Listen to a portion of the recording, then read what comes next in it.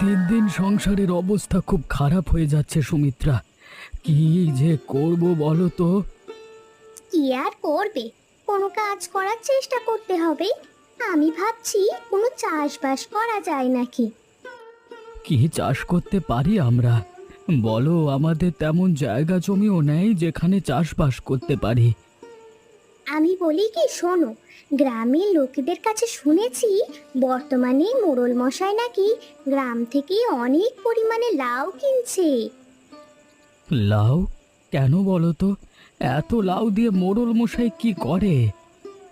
শুনলাম শহরে গিয়ে নাকি ব্যবসা করে এই লাউ দিয়ে। তাই তো গ্রামের সবাই যে যত পারছে লাউয়ের চাষ করছে। কি বলছো তুমি এটা? তাহলে তো আমাদেরও বসে থেকে লাভ নেই। আমরাও তো লাউ চাষ করতে পারি। আমি বলি কি, আমরা সাধারণ লাউ চাষ করব না, আমরা করব হাইব্রিড লাউ চাষ। শুনেছি মহেন্দ্রবাবু নাকি বড় বড় লাউ বেশি কিনে নেয়। তাহলে তো এবার সংসারে উন্নতি করার ভালো একটা উপায় খুঁজে পেলাম। আমি সব কিছুর ব্যবস্থা করছি, কেমন? করো, আগে আমাদের ঘরের সামনে যে জায়গাটুকু আছে ওইখানেই লাউয়ের চাষ করব। তারপর যদি ভালো হয় তারপর জমি কিনে তাতে চাষ করব। ঠিক আছে, তাহলে তাই হবে। কালকে থেকেই আমরা শুরু করব। আরে, এ তো দেখছি রমেশ। এত বড় লাউ নিয়ে বিক্রি করতে বসেছো, তুমি কোথায় পেলে? বাবু, আসলে আমরা শুনেছিলাম আপনি নাকি লাউয়ের ব্যবসা করেন। গ্রামের লোকেদের থেকে লাউ কিনে নিয়ে শহরে গিয়ে বিক্রি করেন। হ্যাঁ, তা তো আমি করে থাকি। সেই কারণেই আমি লাউয়ের চাষ করেছি। দেখেন আমার লাউগুলো কত বড় বড়। তোমার লাউগুলো দেখে কিন্তু বেশ ভালোই মনে হচ্ছে। দাঁড়াও, আমি একটু দেখি, তারপর তোমাকে বলছি কিনবো কিনা। হ্যাঁ, তোমার লাউগুলো খুব ভালো। ভেতরে বেশ ভালোই জায়গা রয়েছে। জায়গা মানে বাবু? লাউয়ের ভেতরের জায়গা দিয়ে কি করবেন আপনি? আপনি তো লাউ কিনে নেবেন, তাই না? আরে বাবা, তুমি তো বোঝো না। বর্তমানে শহরে লাউয়ের খোসার অনেক দাম। ভেতরের জায়গা থাকলে এগুলো দিয়ে বিভিন্ন জিনিস বানানো যায়। ও আচ্ছা, তা তো আমি জানি না। ঠিক আছে, এবার আপনি বলুন নেবেন কিনা। এই বাজারের সবথেকে বড় লাউ হলো তোমার। তোমার লাউ আমি সবথেকে বেশি দাম দিয়ে কিনে নিতে চাই। আপনাকে অনেক অনেক ধন্যবাদ বাবু। আজকে থেকে সমস্ত লাউ তুমি আমার কাছে বিক্রি করবে, কেমন? ওগো, তুমি এসেছো? সেই কতক্ষণ ধরে তোমার জন্য অপেক্ষা করে বসে আছি।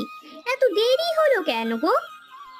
আরে বাবা, বাজারে এসব কাজ করতে গেলে একটু দেরি হতেই থাকে। মহেন্দ্রবাবু কখন আসবে তা তো আর আমাদের জানা নেই, তাই না? আচ্ছা আচ্ছা, বুঝলাম। এখন বলো, সব লাউগুলো বিক্রি হয়ে গেছে তো? কত লাভ হলো গো? আরে গিন্নি, তুমি ভাবতেও পারবে না কত লাভ হয়েছে। আরে সমস্ত লাউ মহেন্দ্রবাবু নিজে এসে কিনে নিয়ে গেছে। দেখলে, আমি বলেছিলাম না, এই ব্যবসা করলে আমাদের অনেক লাভ হবে। তুমি তো জানো না, সবার থেকে বড় লাউ ছিল আমার। মহেন্দ্রবাবু তো বলেই দিয়েছে আমি যেন অন্য কারোর কাছে লাউ বিক্রি না করি। যদি মহেন্দ্রবাবু আমাদেরকে বেশি টাকা দেয় তাহলে অন্য কারোর কাছে বিক্রি করব কেন?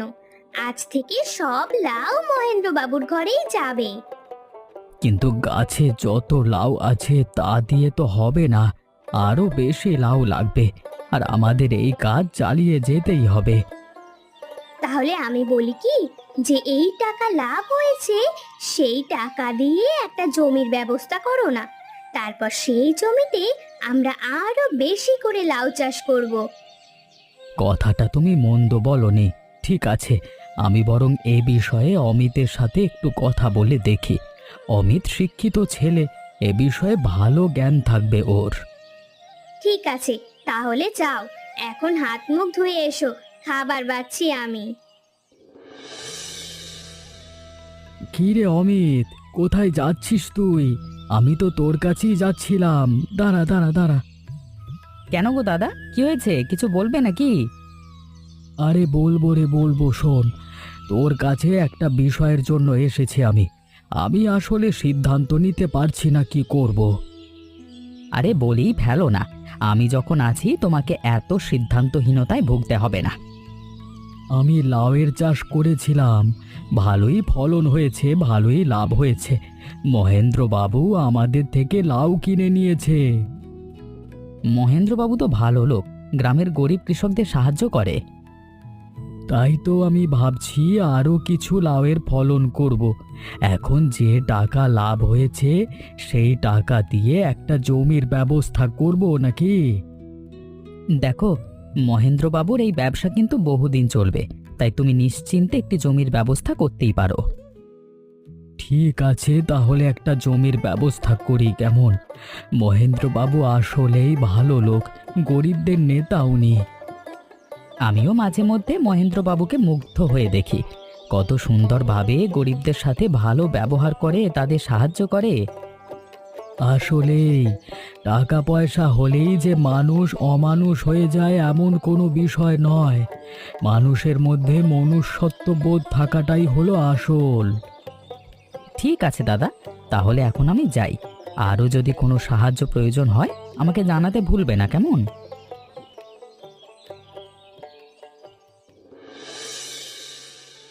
কিরে সুরেশ, সবকিছু ঠিকঠাক আছে তো? দেখিস কোনো যেন ঘাপলা না হয়। কি যে বলেন না বাবু, এত বছর ধরে আমি এই কাজ সামলে আসছি, আর আপনি বলছেন কোনো ঘাপলা হবে? তাহলে সব লাউগুলো ট্রাকে তোলা হয়ে গেছে তো? শোন, গ্রামের মানুষজন যেমন ভাবছে তেমন ভাবে কিন্তু আমাদের চলতে হবে। আপনি যে কি চিন্তা করেন, গ্রামের লোকজন আপনাকে ওপরওয়ালা মনে করে, এটাই ভাবে ওপরওয়ালা স্বয়ং আপনাকে তাদের সাহায্যের জন্য পাঠিয়েছে। আমিও তো সেটাই চাই, ওরাও ভালো থাকুক আর আমিও আমার পথে ভালো থাকি। আমারও লাভ হবে, ওদেরও লাভ হবে। আমি প্রত্যেকটা লাউ ভালোভাবে পরীক্ষা নিরীক্ষা করে তবেই একে একে ট্রাকে তুলে দিয়েছি, লোকজন সব তৈরি আছে। এখন তাহলে তুই গিয়ে একটু বিশ্রাম নে, আবার তো লাউগুলো নিয়ে বের হতে হবে শহরের উদ্দেশ্যে। আমিও যাই, এক নজর দেখে তারপর ঘুমিয়ে পড়ব। ঠিক আছে বাবু, তাহলে আমি গেলাম।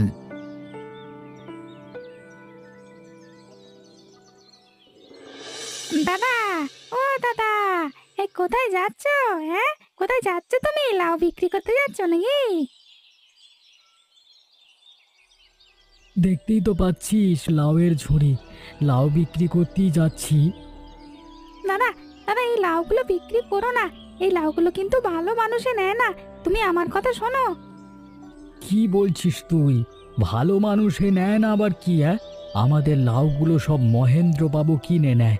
মহেন্দ্রবাবু তো ভালো লোক। কে বলেছে মহেন্দ্র ভালো লোক? ওই লোকটা আস্ত একটা বদমাস। ও ভালো নয়, ভালো নয়। এভাবে বলতে হয় না নরেন্দ্র, আমি ভালো বলেই তোর সাথে এখনো ভালো করে কথা বলছি। আমিও তো তোমাদের ভালোর জন্যই বলছি। তোমরা আমার কথা বিশ্বাস করছো না কেন? দেখ নরেন্দ্র, আমার পথ ছেড়ে দে, বাজারে দেরি হয়ে যাচ্ছে। মহেন্দ্রবাবু এসে যদি আমার লাউ কিনতে না পারে তাহলে বড্ড লোকসান হয়ে যাবে। আমি তোমাকে কিছুতেই লাউ বিক্রি করতে দেব না। এই গ্রামের কাউকেই লাউ বিক্রি করতে দেব না। এটা অন্যায় কাজ। আচ্ছা, তুই এটুকু বুঝতে পারিস না লাউ বিক্রি করা কিভাবে অন্যায়ের কাজ হতে পারে? হ্যাঁ, এই লাউ ভালো নয়, লাউ ভালো নয়। লাউ দিয়ে খারাপ কাজ করা হয়, খারাপ কাজ করা হয়। নরেন্দ্র, এবার কিন্তু আমি রেগে যাচ্ছি। এবার কিন্তু আর তোকে ছেড়ে কথা বলবো না। আমার কথাটা একবার বিশ্বাস করো দাদা, আমি নিজের চোখে দেখেছি, বিশ্বাস করো। গ্রামের সবাই জানে তুই একটা পাগল, তুই সঠিক কথা বলিস না। তাহলে তোর কথা কিভাবে বিশ্বাস করি আমি বলতো? গ্রামের সবাই যাই যা বলুক, আমি যেটা দেখি সেটাই বলি, কিন্তু কেউ বিশ্বাস করে না আমাকে। এভাবে কথা বললে কেউ কখনো তোকে বিশ্বাস করবে না। এখন যা, আমি এসে তোর কথা তোর সাথে কথা বলবো, কেমন? না না, আমি তোমাকে যেতে দেব না। আরে যা তো এখান থেকে, যা।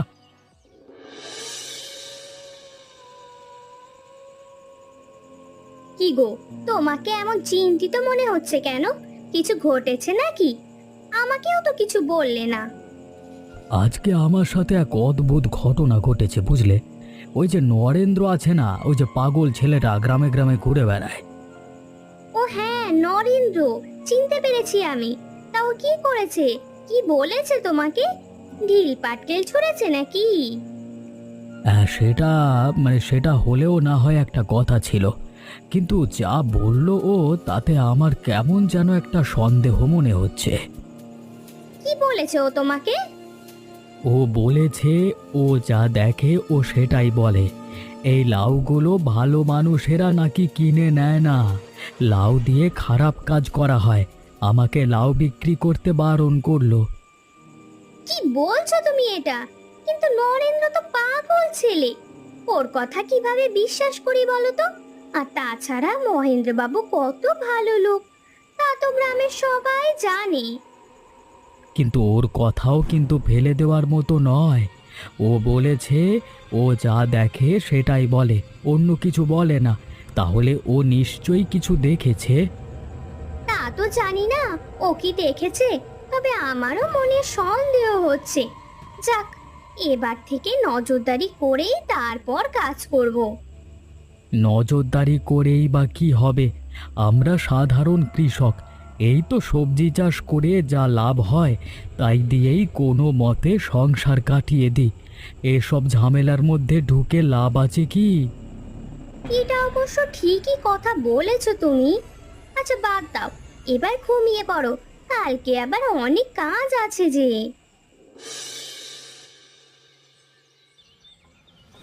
উফ, আরে কি করছেন আপনারা? আমার পথ ছেড়ে দিন বলছি, আমাকে যেতে দিন এখান থেকে। আরে কোথায় যাচ্ছ সুন্দরী? আমাদের সাথে একটু কথা বলে যাও। হ্যাঁ, আমাদের সাথে কথা না বলে আমাদেরকে বঞ্চিত করছো কেন? শুনলি তোরা, শুনলি সুন্দরী কি বললো? সে নাকি চিৎকার করবে। আর করো করো করো করো, আমরা একটু শুনতে চাই। কি বলছেন আপনারা? আপনারা কারা? আপনাদেরকে তো গ্রামে আজ থেকে কোনো দিন এর আগে দেখিনি। আমি কিন্তু চিৎকার করব বলে দিলাম। কি হচ্ছে এটা? কি এখানে এখানে কি যাত্রাপালা বসেছে? আর আপনারা কারা? আপনারা এখানে কি করছেন? যান এখান থেকে, যান। দেখো না ঠাকুরপো, ওরা আমাকে কতক্ষণ ধরে বিরক্ত করেই চলেছে। ওদেরকে আগে কখনো গ্রামে দেখিনি আমি। আমাদের গ্রামে এরকম বাইরের লোকজন এসে বিরক্ত করছে, ব্যাপারটা তো ঠিক লাগছে না। চলো বৌদি, দাদার সাথে গিয়ে এই ব্যাপারে আগে কথা বলে দেখি। আজকে তুমি না এলে কি যে হতো ঠাকুরপো, আমি তো প্রচন্ড ভয় পেয়ে গিয়েছিলাম, কাউকে কোথাও দেখতে পাচ্ছিলাম না। চিন্তা করো না বৌদি, এই কয়েকদিন একটু বাড়ির ভেতরেই থাকো। এদেরকে না তাড়িয়ে এই গ্রামকে শান্ত করা যাবে না। কি হলো? তোমরা দুজন একসাথে আমার কাছে এসেছো, তাও আবার এত সকাল সকাল? আমি তো একটু পরেই বাজারে যাব। বাবু, আসলে আপনার কাছে এসেছিলাম একটা বিষয় বিচার দেওয়ার জন্য। কি বিচার? আমার গ্রামে আবার কোনো কিছু নতুন শুরু হলো নাকি? গ্রামে যা শুরু হয়েছে তা তো আপনাকে বলে বোঝাতে পারবো না। গ্রামে কিছু অচেনা লোকের আনাগোনা দেখা যাচ্ছে, যারা গ্রামের মেয়ে বউদের বিরক্ত করে বেড়াচ্ছে। কি বলছো তুমি? বিরক্ত করছে? তোমরা সত্যি বলছো তো? অবশ্যই সত্যি বলছি। ওরা আমার স্ত্রীকে বিরক্ত করেছে। অমিত না থাকলে কোনো অঘটন ঘটে যেত। ওরা তো আমার লোক, আমার এখানে কাজ করে, শহর থেকে এসেছে। ওরা যে এমন কাজ করতে পারে তা তো আমি জানতাম না। আপনার লোক ওরা? আপনার লোকজন এত খারাপ হতে পারে আমাদের তো ভাবনার বাইরে।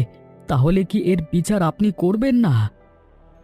দেখো, কোনো মানুষ কেমন তা তো আর আমি জানি না, কারোর মনের ভেতরে তো আমি ঢুকে দেখিনি, কিন্তু এর বিচার অবশ্যই হবে। দেখুন বাবু, আমাদের গ্রামে এরকম ঘটনা কিন্তু আগে ঘটেনি, তাই আমরা চাই এই অচেনা লোকেদের এই গ্রাম থেকে তাড়াতাড়ি বের করে দেওয়ার জন্য। আমি তোমাদের সমস্যাটা বুঝতে পারছি। বেশ, আমি ওদেরকে এই মুহূর্তে গ্রাম ছেড়ে শহরে চলে যাওয়ার আদেশ দিয়ে দিচ্ছি। বা তোমরা খুশি? অবশ্যই খুশি বাবু। আপনার কাছে এসে সঠিক বিচার পাবো সেটা আমরা জানতাম। আপনাকে অনেক অনেক ধন্যবাদ। শোন সুরেশ, তোকে যা বলি এখন বাড়িতে গিয়ে সমস্ত লাউগুলোর ভেতর থেকে লাউগুলো খুলে ফেলবি। একদম আস্ত থাকে যেন খোসাগুলো। আমাকে আবার এসব শিখিয়ে দেওয়া লাগে নাকি? আমি তো এসব খুলি ভালোভাবেই পারি, মানে খুলতে। তোকে শিখিয়ে দিতে হয় না। গত সপ্তাহে একে একে 7টা লাউ তুই নষ্ট করেছিস। এই 7টা লাউয়ে আমার কত পয়সা গেছে সেটা তুই জানিস? বাবু, একটু আধটু লাভ করতে গেলে একটু আধটু লোকসান হবেই। এটাকে তুই একটু লোকসান বলছিস? ওই 7টা লাউ আমি রমেশের থেকে কিনেছি। রমেশের থেকে কিনতে গেলে টাকা একটু বাড়িয়ে দিতে হয়। ঠিক আছে ঠিক আছে, এখন থেকে না হয় খুব ভালোভাবে খেয়াল রেখে তবেই কাজ করব, কেমন? কথাটা মাথায় থাকে যেন। এখন যা এখান থেকে। আমি এ বাজারটা আর একটু ঘুরে ঘুরে কিছু লাউ কিনে তারপরেই চলে আসব। আপনি একা একা লাউ কিনতে পারবেন? পারবো না কেন? গাড়িতে উঠিয়ে দিলে গাড়ি সোজা বাড়ির সামনে চলে যাবে। তোকে যা বলেছি সেটা কর। আজকে রাতে কিন্তু মালগুলো পাচার করতেই হবে। ঠিক আছে বাবু, আপনি সাবধানে আসবেন। আমি তাহলে চললাম।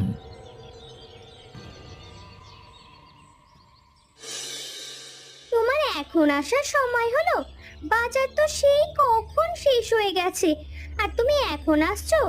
আমি তোমার জন্য অপেক্ষা করে বসে আছি যে। কি হলো গো, তোমাকে এমন দেখাচ্ছে কেন? তোমাকে কি আবার ওই লোকগুলো বিরক্ত করেছে? ওরা বিরক্ত করেনি আমাকে, ঘটনা ঘটেছে অন্য। আবার কি ঘটনা ঘটলো আমাকে বলো। আমি এখনই গিয়ে মহেন্দ্রবাবুর কাছে সমস্ত কথা খুলে বলছি। কার কাছে বলবে তুমি? মহেন্দ্রবাবুর কাছে? কথাটা তো মহেন্দ্রবাবুকে নিয়েই। মহেন্দ্রবাবু যে এমন মানুষ তা তো আমরা গ্রামের কেউ জানতামই না। কি বলছো তুমি? ঠিকভাবে বলো তো কি হয়েছে? মহেন্দ্রবাবু আবার কি করলো? আমার মনে হচ্ছে মহেন্দ্রবাবু কোনো চোরাচালানের সাথে যুক্ত আছে। এই যে লাউগুলো নিয়ে যাচ্ছে, এগুলো আসলে ব্যবসা করার জন্য। কি যে বলো না তুমি! উনি প্রতিদিন গ্রাম থেকে কত শত লাউ নিয়ে যাচ্ছেন। আরে আমার কথা বিশ্বাস করো, আমি নিজের কানে শুনেছি। ওই মহেন্দ্রবাবু আর সুরেশ মিলে কথা বলছিল কিসের যেন, মাল চালান করার কথা বলছিল। আমি এত এসব বুঝি না তো। তোমার কথা যদি সত্যি হয় তাহলে তো এটা বেশ চিন্তার বিষয়। আমি দেখছি কি করা যায়। না না, এরকম ছেড়ে দিলে চলবে না। একটা কিছু করা না হলে এই গ্রাম কিন্তু ধ্বংস হয়ে যাবে, এই আমি বলে দিলাম। আচ্ছা বেশ, তুমি শান্ত হও। আমি গ্রামবাসীদের সাথে কথা বলে দেখছি। আজকে বের হতে বেশ দেরি হয়ে গেছে। এত রাত করে বেরোলে হয়? তাহলে তো সকাল সকাল শহরে গিয়ে পৌঁছাতে পারবো না। ওরে বাবা রে, মাগো আমার কোমরটা গেল বুঝি। ও বাবা, এ বয়সে এসে কোমর ভাঙার কি যন্ত্রণা! বাবু, আপনি ঠিক আছেন তো? এরকম একটা দুর্ঘটনা ঘটলো কিভাবে? হায় রে, আমাদের লাউগুলো সব ফেটে গেল। কি বলছিস তুই? লাউগুলো ফেটে গেল মানে? তাহলে তো আমার ব্যবসায় এবার লোকসানের ওপরে লোকসান ঘটবে। আরে লোকসানের কথা আপনি বাদ দিন, গ্রামের একজন মানুষ যদি এমন অবস্থা দেখে ফেলে না, তাহলে আপনাকে সোজা কিমা বানিয়ে দেবে। তাহলে এখন কি করব সুরেশ? তাড়াতাড়ি এই মালগুলো এখান থেকে সরিয়ে ফেল। যে কোনো সময় গ্রামবাসী চলে আসতে পারে। আমি আমি আমি উঠতে পারছি না আমার কোমর ব্যথার জন্য। বাবু, এই মালগুলো তো আমি একা সরাতে পারবো না। আপনিও আমার সাথে কষ্ট করে একটু হাত লাগান। এদিকে গ্রামবাসীদের আসবার আওয়াজ পাচ্ছেন? হ্যাঁ, করছি করছি, কি যন্ত্রণার মধ্যে পড়ে গেলাম রে বাবা।